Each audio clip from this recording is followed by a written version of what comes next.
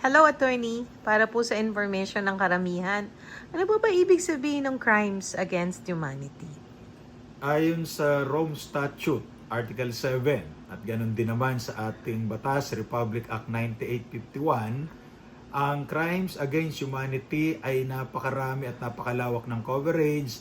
Ang halimbawa niyan ay yung murder, enslavement, rape, yung pagkukulong ng wala namang dahilan, yung mga involuntary disappearances na ginagawa ng isang individual o ng grupo para parusahan, pahirapan ang mga tao may kasalanan man o wala.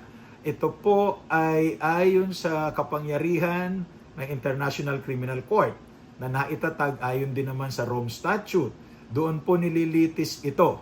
At ang mga individual, normally mga leaders ng bayan, pag kinasuhan, nai-issuehan po ng warrant of arrest at syempre doon dadalhin sa The Hague, the Netherlands, para doon po sila litisin at mabigyan ng due process.